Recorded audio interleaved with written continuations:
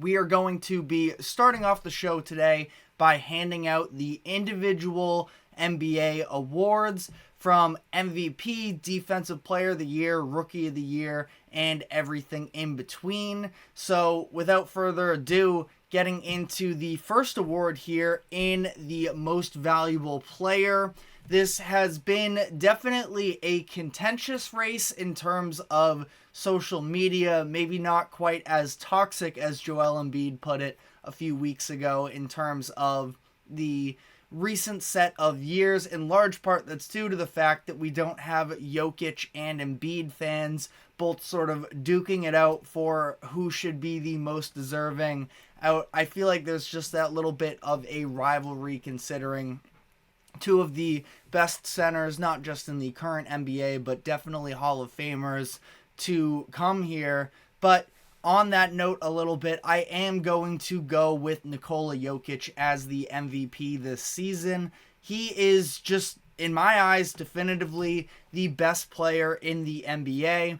And there is a lot of talent on that Denver roster, but Jokic is the identity of that team. You can see it from the way that the entirety of the group plays, and the system that is run around Jokic, I believe, is just so much easier to thrive in. We've seen these players that play amongst him be able to put together some of the best years of their career. Aaron Gordon is case in point A, where he was this promising young player in Orlando for a handful of years, but ultimately the fact that his outside shot wasn't the most reliable, and he sort of struggled to find his spots in terms of scoring. He comes in with Jokic, and he is able to capitalize, make the most out of his level of athleticism and his IQ, where it's those backdoor cuts when he's on the baseline, and Jokic working from the post is able to sort of just read the defense based off of how many guys are they going to send at me, and am I going to have that open passing lane to Gordon. And sometimes the passing lane isn't even all that open, but he still makes the pass regardless. It's more than just Gordon, though. Kentavious Caldwell-Pope, who is a very solid role player, won a championship with the Lakers, but has really been able to thrive in this system. And then you see the way that the rookies just understand, rookies and young players in general have been able to sort of just slide into this system where you have Christian Brown, the way that he was able to impact the playoff run last year, again with those backdoor cuts, just the entire team understanding to be as active as possible, and Jokic is going to make plays. It causes all types of disruption for opposing defenses, forces an enhanced level of maturity and awareness on the other end, and again, lots of talent on the Denver roster, but in large part, they are a little bit Jokic or bust. You see it every time when Jokic is not on the court out there. That's why he has an on-off differential of plus 23.7, because anytime he goes to the bench, there's just not that same level of production. And Jamal Murray, of course, is a phenomenal sort of Robin to Jokic being the Batman, but at the same time, he's been dealing with injuries through the past couple seasons. Only played, I believe it was 58 games this season. And, you know, down the stretch of the season, we saw how much it was Jokic reliant. And again, I do think that in large part, because of last year, the Nuggets sort of coasted their way into the postseason as opposed to actually trying down the stretch. That did hurt Jokic's MVP chances. So he could very well have been a 4-time straight MVP if things broke differently last year. Not saying Joel Embiid wasn't deserving of it necessarily, but I just think that Jokic is the best player in the NBA. He is on one of the best teams in the league this year, tied for the second most wins in the NBA this season. And, you know, I just don't think there's too much of an argument against it. Now, the runner-ups Shai Gilgeous-Alexander, and Luka Doncic. I would probably have it in that order. I don't feel extremely strongly. I do know that a ton of people are on the Luka Doncic train, which is absolutely fair. The counting stats that he put up this season are remarkable, but at the same time, I do feel like there is, when you look at the situation surrounding the Nuggets versus the Mavericks, there's some level at least of Luka has this other player he can really default on and make his way, and that being Kyrie. We finally got an improved Kyrie season. He played about just as much as Jamal Murray did as well in that sense, but Kyrie is able to create down the stretch and carry these big moments by himself. I do feel like, not to diminish Jamal Murray because he is an incredible player, but injuries have really gotten in the way of him reaching his full potential, and it does feel like even in his highest moments, Jokic is involved in the play one way or another, whether it be the screen or the extra attention that he is drawing down low. I just think it's hard to go against Jokic in this type of a situation. Shai Gilgeous-Alexander, also an incredible season. Again, I actually had him number 2 on my ballot, at least, based off of being able to deliver a 57-win season after a year in which they were in the play-in tournament. I believe they finished 10th overall in the West. I don't have that number in front of me at the moment, but a very young team, the youngest team to ever clinch the 1 seed in the Western Conference. And the Thunder absolutely have a team that is set to succeed in the regular season. You have Chet Holmgren playing all 82 games, Jalen Williams in the running for most improved player, so it's not like he's on an island by himself necessarily either, but he was the main catalyst, both with his massive amounts of 30-point games that he put out there on the court, as well as the level of defense that he plays that does get a little bit overlooked in his game as a whole. But I just mentioned Chet Holmgren. On to the Rookie of the Year. Not that I'm going with Chet on this one. It's Victor Wembanyama. There's really not much of a debate here in my eyes. Chet had a season fully capable of winning Rookie of the Year if it were just about any other season, but he's competing against one of the generational rookie seasons that we have seen. I did see a stat in terms of, it was the synergy report or something along those lines, and the impact that he had on the team. It was the synergy player impact statistic, for whatever that means. To be honest, I didn't look too much into it, but he actually graded as the number 1 rookie of the last 5 seasons, given a year in that category. Again, take that for what you will, but it's Wemby. It is, it was a little bit more of a race in the first couple months when Wembanyama was a little bit shakier, but then Wemby just took his game to another level when the new year hit, and he has not looked back since then. I do want to briefly acknowledge Brandon Miller for the rookie season he had, would be 3rd on my my Rookie of the Year ballot here. He's been very much overshadowed by Wembanyama and Chet Holmgren, but he had a really nice rookie season, and I myself criticized the Hornets a little bit because I thought that they were taking Miller over Scoot Henderson more so from a fit perspective, and clearly it was more in that the fact that Brandon Miller is a legitimately great player and he should be for the time to come. Still not fully out on Scoot, but Brandon Miller has seemingly proven that he can have even a higher ceiling than I initially anticipated, with him being able to put in work on both ends. He takes a lot of pride on the defensive side of the ball on a roster in the Charlotte Hornets that didn't really have much pride in any aspect of the game, frankly, which is harsh, but also it was a pretty miserable year in Charlotte once again. He does, and it's a little ironic because a lot of people criticize him because of the fact that he is a big fan of Paul George, but I do think he plays a lot like Paul George. And again, those prime Paul George years when he was on Indiana, the two-way ability, and even, I mean, Paul George was a finalist for MVP when he was with Oklahoma City as well at one point. So Brandon Miller, I think, has a ton of room to grow, but again, as far as the Rookie of the Year race, it is all Victor Wembanyama. And speaking of that, the Defensive Player of the Year award, I have been extremely torn on throughout the season. Even now, I still don't feel like either one of the two are necessarily 100% locked in, but I did decide to end up with Victor Wembanyama being my Defensive Player of the Year.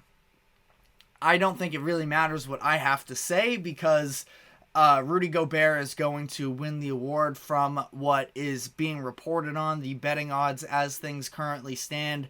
But it is a very interesting case, one that we've never really seen before because of some of these other factors, the absurd amount of steals and blocks that we see from Wemby, but also for him to be a rookie in contention with Rudy Gobert, who, like him or not, is going to be a Hall of Famer, primarily based on his defensive capabilities, has already won the award 3 times, is probably going to win it a 4th time this season, and it's no shame. Wemby is going to have his awards coming in the future, but as for why I myself picked Wembanyama in this case, there are some arguments that you can definitely make against Wemby that are glaring. Talking about availability, Gobert played almost 400 more minutes than Wemby did, played in more games, and availability is a massive thing when you're talking about a center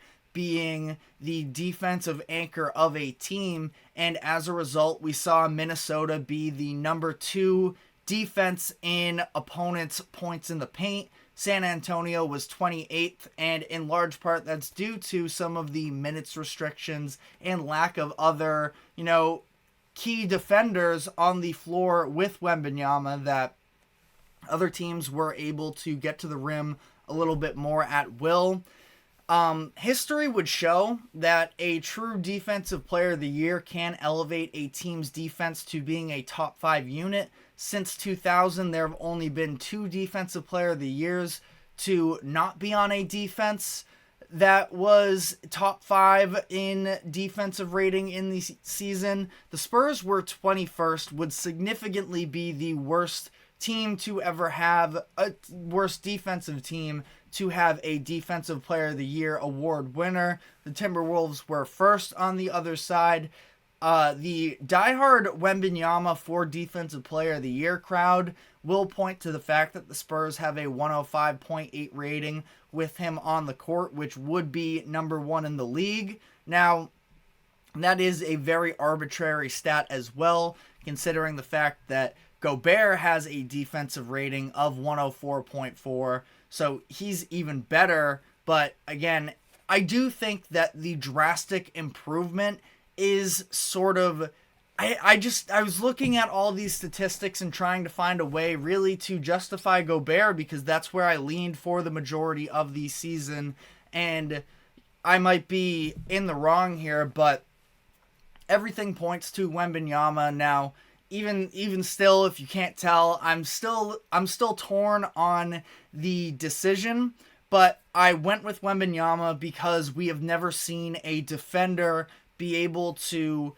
impact all of these different things on a court so rapidly, so masterfully, especially early on in his career, being the deterrent that he is, and the way that he was really able to improve a Spurs defense. Again, when you look at the full season stats, they don't necessarily stand out for the Spurs defensively, but Wembanyama was an absolutely different player, and that was a different defense when he was on the court.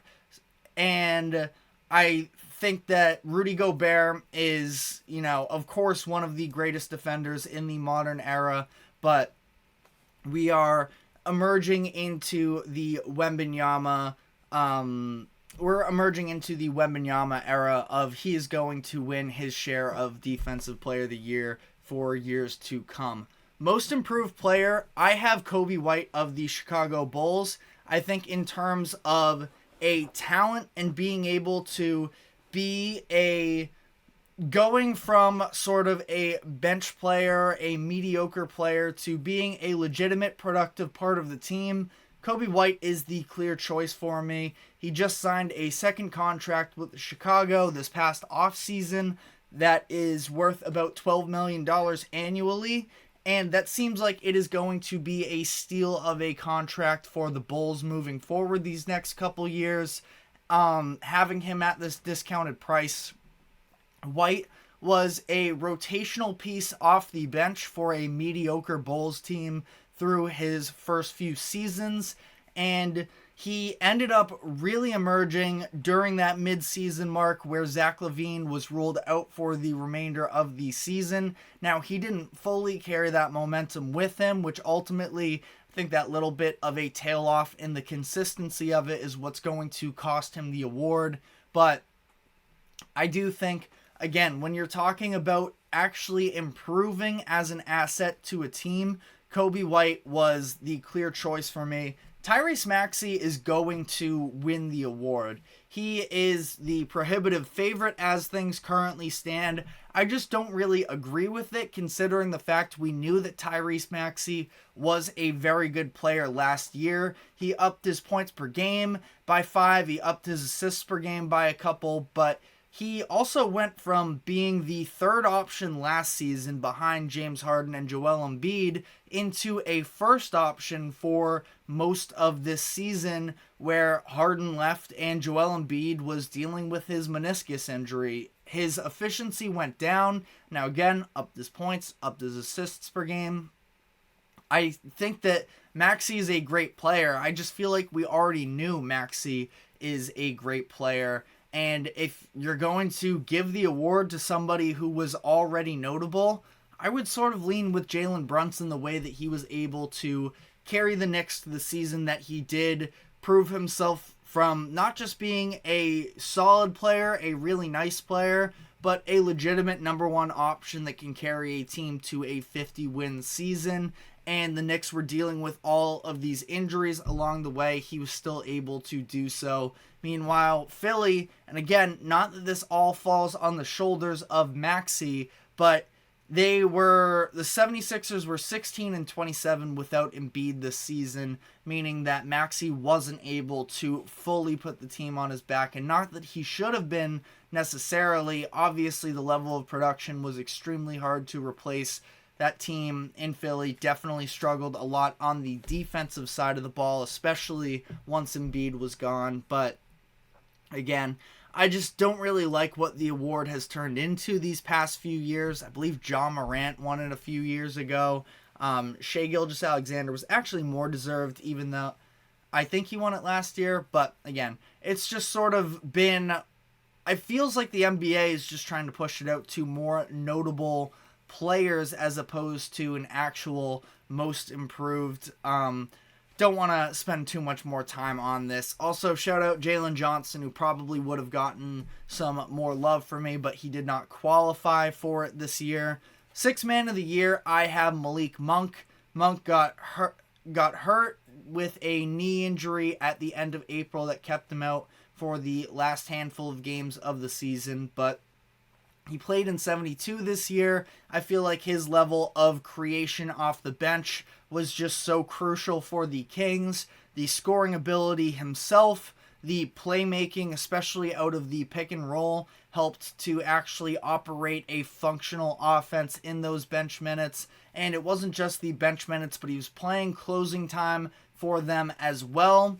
The runner-ups I would have here would be Naz Reid and Bobby Portis. I know that Reid has gained a lot of momentum for this award in the past few weeks. I mean, the way that he was able to step up and help the Timberwolves to not fall off when Karl Anthony Towns went down with injury is very significant in my eyes, and he definitely deserves credit.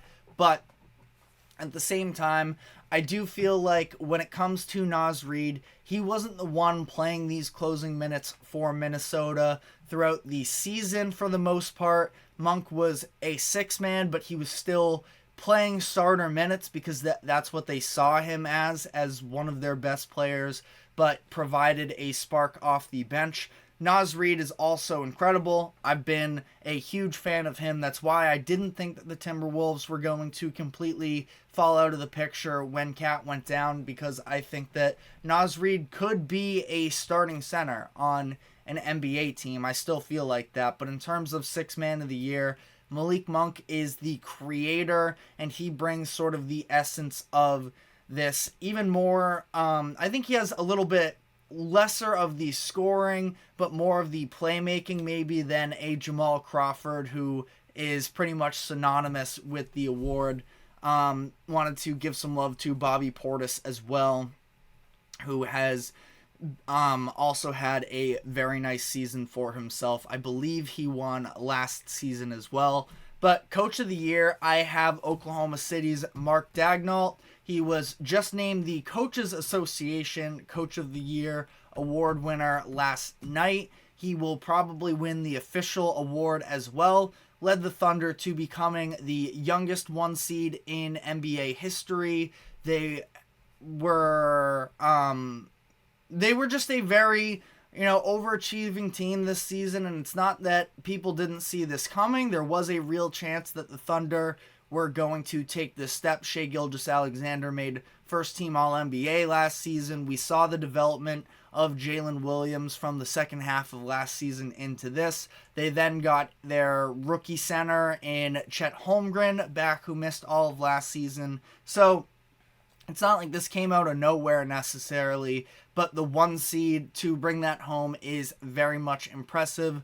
There were a lot of very solid candidates for the award this season. The runner-ups I had to finish out my top three ballot were Chris Finch of Minnesota and Tom Thibodeau of New York. Finch being able to resurrect the Cat Gobert experiment, which could have flamed out as one of the worst deals in NBA history. May still not like the amount of value they gave up for, but at least they're now a playable team and should be for the next couple years. After last season it looked like a disaster, and then Thibodeau leading the Knicks to their first 50-win season since 2012-13 while dealing with all of these injuries to Julius Randle and Mitchell Robinson and OG Anunoby. And on the note of Anunoby, they were shuffling players with trades from that deal with Toronto, as well as the Detroit deal, bringing in Bogdanovic and Alec Burks.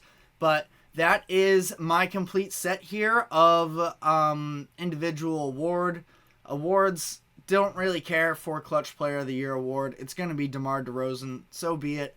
It's more of a statistical award, really, in my eyes. Steph Curry is also probably going to get some votes as well. But, again, I don't feel really too strongly about it enough to talk about it on the pod today. But on that note, we are going to be taking our first break. And when we come back on the other side, we will be getting into my All-NBA team selections. So stick with us, and we will be right back.